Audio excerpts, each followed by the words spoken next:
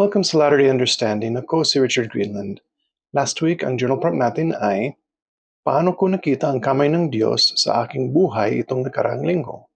Ano ang pwede kong gawin upang maging mas matatag sa aking pananampalataya? So noong binahagi ang Ebanghelyo sa mga tao sa Thessalonica, um, marami naman silang persecution, pareho sa Philippians and Colossians. Yung mga missionary noon, pinaalis na sila ng mga ibang tao doon. Kaya nag-worry naman si Paul at yung mga ibang missionary na baka hindi naman sila maging matatag sa Ebanghelyo dahil wala na ang mga apostles doon. Ang mga bagong miyembro lang ang meron doon at kailangan sulatan lang sila palagi ni Paul ng iba. Pero masaya naman si Paul nang nalaman niya na nanatili matatag ang mga tao doon sa Thessalonica sa pananampalataya nila. Nang sumulat si Paul sa mga Thessalonians, sinabi niya, binanggit niya ang malakas na pananampalataya nila at pinaalala niya sa kanila kung ano ang ginawa ni Paul at ng mga ibang kasama niya noong pumunta sila sa kanila sa una. Basahin natin sa 1 Thessalonians chapter 1 verse 5. Sabi dito, kung paanong ang aming ebanghelyo ay hindi dumating sa inyo sa salita lamang, kundi sa kapangyarihan din naman at sa Espiritu Santo at sa lubos na katiwasayan na gaya ng inyong nalalaman kung anong pagkatao namin ang aming ipinakita sa inyo dahil sa inyo. Kaya pinaalala ni Paul sa kanila na hindi lang sa pagbabahagi lang ng ebanghelyo, yung sa salita lang ang ginawa nila. Ginamit din nila ang kapangyarihan ng priesthood, ginamit ang Espiritu Santo, ginamit ang halimbawa. Kaya ang lahat na yan, kailangan din natin gamitin sa pagbabahagi natin ng ebanghelyo sa panahon natin. At yan naman ang journal prompt natin. Ang journal prompt ngayon ay, ako ba ay isang halimbawa ng mga bagay na alam ko? Paano ko inaanyayahan ang Espiritu Santo sa aking pang-araw-araw na buhay? Marami naman sinabi si Paul sa mga Thessalonians. Kaya hindi natin mapag-aralan ng lahat ngayon sa lesson na ito. Pero yung iba na gusto ko pag-usapan ay sinabi ni Paul sa kanila na kailangan na maging may responsibilidad sila sa sarili nilang mga gawain at yung sa mga pamilya nila, ganyan. Basahin natin ang sa 1 Thessalonians chapter 4 verses 11 through 12. Sabi dito, at pag-aralan ninyong maging matahimik at gawin ang inyong sariling gawain at kayo'y magpagal ng inyong sariling mga kamay na gaya ng aming ipinagbilin sa inyo, upang kayo'y magsilakad ng nararapat sa nasa labas at huwag kayong maging mapagkailangan. Kaya ang paggawa ay isang bahagi ng Ebanghelyo ni Jesucristo. Hindi naman pwede na maging tamad lang tayo na iniisip natin na ang mga bagay ay gagawin ng iba. Lahat ng mga bagay gagawin ng iba para sa atin. Hindi naman ganyan ang mundo. Hindi naman ganyan ang plano ng Diyos. Kailangan gawin natin ang sarili nating bahagi. Marami naman iba't ibang paraan para magtrabaho. Hindi naman ibig sabihin na kailangan na magtrabaho na yung sa kamay lang talaga. Meron din mga ibang trabaho na mas kinagamit ang utak kaysa sa katawan, yung sa physical. Kaya depende naman talaga yan sa trabaho.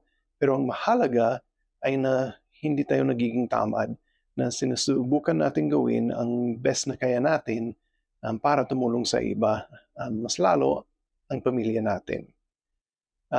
Kailangan na kung may sobra tayo, magbahagi din tayo sa iba na mas nangangailangan sila. Pero dito din, kailangan isipin natin na dahil lang nahihirapan ng ibang tao, hindi ibig sabihin na dahil tamad sila. Kuminsan, may mga pagsubok lang talaga at ginagawa nila ang kaya nila.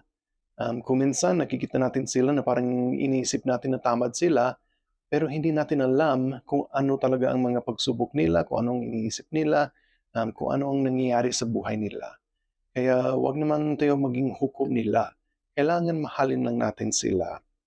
Kailangan din na kung mangyayari din sa atin yan, na magkaroon tayo ng panahon na may mga kailangan tayo na hindi natin kaya sa sarili natin, na nangyayari naman ito sa lahat, kailangan maging mapagpakumbaba tayo at tanggapin natin ang tulong na galing sa iba. Siyempre, pag naging mas maganda na yung buhay natin, tulungin din natin sila. Pero habang nahihirapan tayo, tanggapin naman natin ang tulong na yan. Pero gawin din natin ang kaya natin. Dapat na huwag nating husgahan talaga ang mga tao na nahihirapan. Dahil hindi natin alam, baka bukas tayo din yan. Kaya kailangan maging mapagmahal tayo sa lahat ng mga tao. Dahil sa daming persecution sa Thessalonica, marami sa mga saints doon ay nag-isip na malapit nang darating si Yesu Cristo sa pangalawang pagparito niya. Pero si Paul, nagturo siya sa kanila na hindi naman pwede ngayon na mangyari yung sa panahon nila.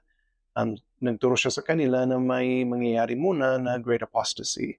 Basahin natin yan sa 2 Thessalonians chapter 2 verse 3. Sabi dito, huwag kayong padaya kanino man sa anumang paraan, sapagkat ito'y hindi darating maliban ng dumating muna ang pagtaliwakas. Kaya itong pagtaliwakas or great apostasy, nangyari na. Sa panahon natin, alam natin na nangyari na yan.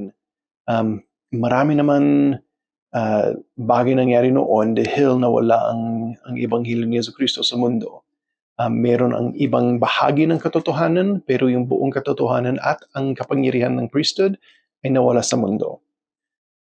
Alam din natin sa simbahan natin na ipanumbalik na ang Ebanghelyo, na restore na ang Ebanghelyo sa panahon natin. Pero noon, bago pa ipinanumbalik ni Joseph Smith, marami naman tao na nalilito sila. Pero kahit nalilito sila, meron naman silang sariling isip na pwede nilang isipin at pwede nilang makita kung anong nangyayari noon. At yung iba sa mga ito ay tinatawag reformers. Ang mga taong ito ay mga tao na nakikita nila ang masama na meron sa mundo at ganoon din sa mga simbahan na meron noon at gusto nilang baguhin. Dahil napapansin nila na hindi naman ayon sa Biblia ang mga turo ng simbahan. Basahin natin ang mga quote ng dalawang reformer niyan. Yung una si Martin Luther. Sabi niya, I have sought nothing beyond reforming the church in conformity with the Holy Scriptures. I simply say that Christianity has ceased to exist among those who should have preserved it. Kaya nakikita ni Martin Luther na wala na talaga ang totoo na Christianity sa mundo. Tapos si Roger Williams naman, basahin natin ang sinabi niya. The apostasy hath so far corrupted all that there can be no recovery out of that apostasy till Christ send forth new apostles to plant churches anew. Kaya kahit marami naman spiritual darkness na madilim talaga sa spiritual na paraan ang great apostasy, meron naman mga maliliit na ilaw na lumalabas. Yung mga reformers na ito, nakikita naman nila na kailangan maging ilaw sila para sa lahat. Kaya dahil sa mga ito, nangyari ang Reformation. Yung Reformation ay isang panahon na marami naman iba't ibang tao ay nag-isip na hindi naman tama ang tinuturo ng mga simbahan noon. At dahil nangyari yun, si Joseph Smith nagkaroon ng maraming tanong sa isip niya. At dahil hindi niya alam kung anong totoo, yan, nagtanong na siya sa Diyos kung anong simbahan ang totoo. At dahil sa pagtanong niya, nagkaroon siya ng first vision at lahat na yan nangyari na mayroon na tayong Book of Mormon, may Ebanghelyo, lahat-lahat meron na tayo ngayon. Kaya mahalaga talaga ang mga reformers na ito. Kaya Alam ko na para sa panahon natin na meron na tayong restored gospel. Nagpapasalamat talaga ako sa gospel na yan. Mahalaga talaga na alam natin ang katotohanan. At syempre, hindi naman sapat na alam lang natin. Kailangan ibahagi natin sa iba. Kailangan ipaalam sa mga ibang tao kung bakit masaya tayo at kung bakit dapat maging masaya sila. Kaya maganda talaga itong plano ng Diyos na nagbibigay siya ng paraan sa atin para makabalik tayo sa Kanya. At yan ang dapat natin ibahagi sa lahat. At itong iniwan ko sa pangalan ni Jesucristo. Amen. Sige, yung next lesson ay 1st and 2nd Timothy, Titus, at saka Philemon. Salamat sa panonood.